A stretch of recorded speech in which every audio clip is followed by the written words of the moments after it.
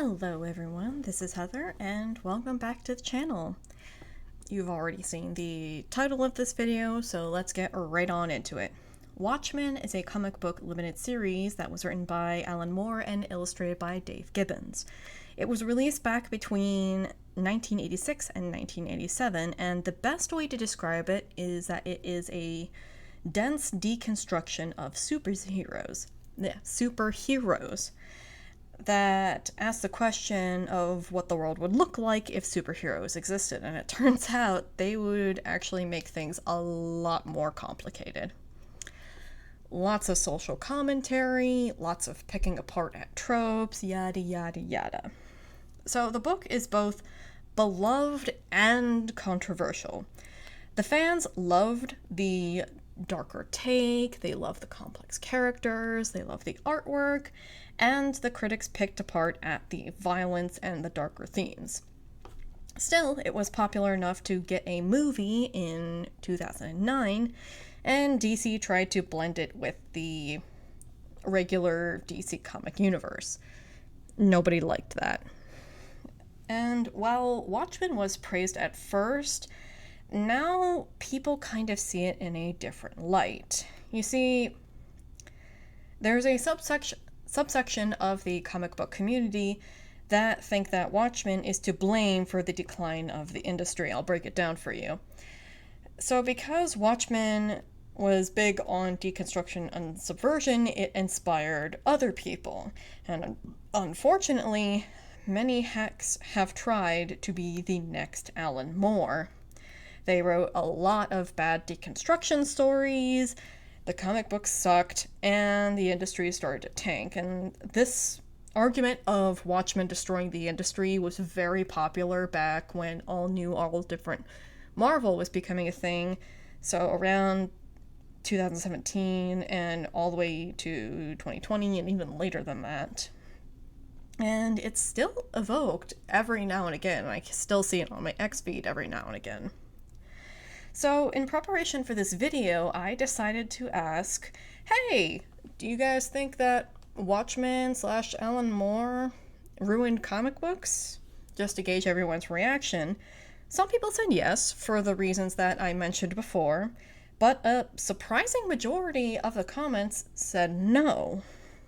So a lot of comments pointed out that the industry did uplift Watchmen and The Dark Knight Returns, we'll talk about that comic another day, to be the standard, which that's not Alan Moore's fault.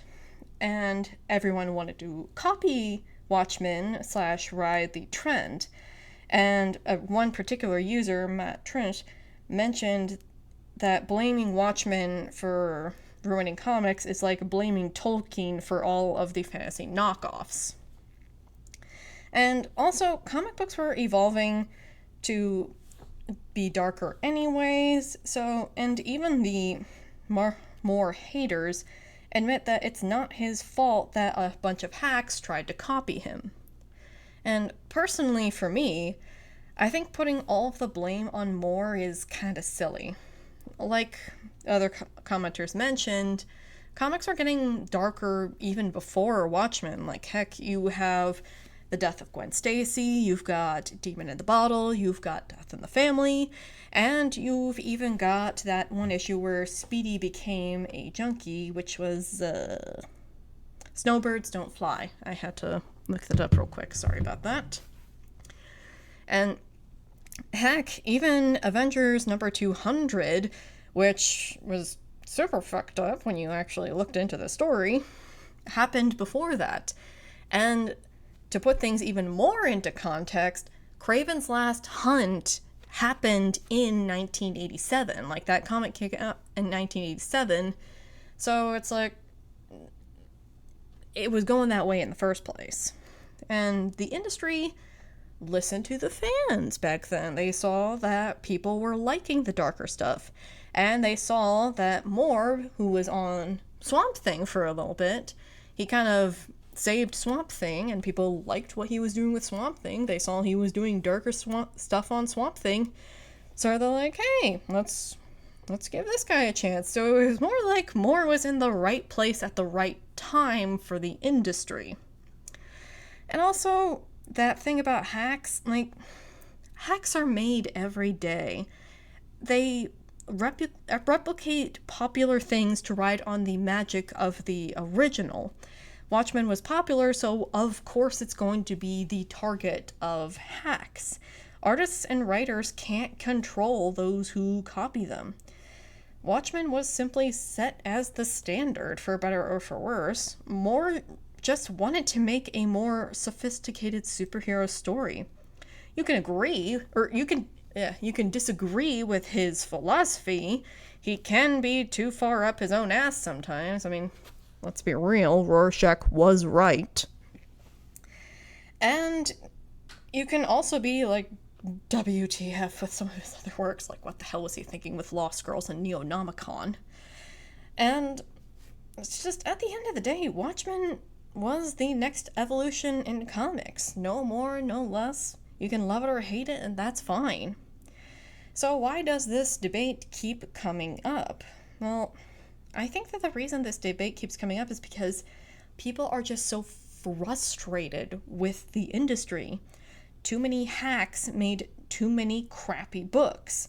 Like, stop trying to be Alan Moore, Tom King. You'll never be Alan Moore.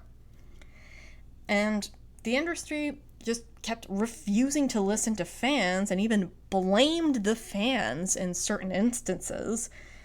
And in anger, the fans were looking for someone to blame. And Alan Moore was the one who got the ball rolling, so he got the blame, which is honestly very unfair. And like, love or hate the guy, I think it's kind of unfair to put all of the blame on his shoulders. However, it does look like that the tides are changing. In like the last year or so, the industry seems to be finally waking up to the situation that it's in. And the indie scene has been steadily growing. Fans are taking back more control of what they can and can support. So people are finally calming down with the Watchmen hate. They're being less venomous in their accusations, and while Alan Moore himself is still divisive, like, again, what the fuck was he thinking with Lost Girls? Watchmen isn't seen as the industry destroyer anymore. It was a hit book from the 80s that reflected the attitudes of the time and got way more popular than for its own good. I mean, anyway, those are just my thoughts. Let me know your guys' thoughts in the comments below. Thank you for watching.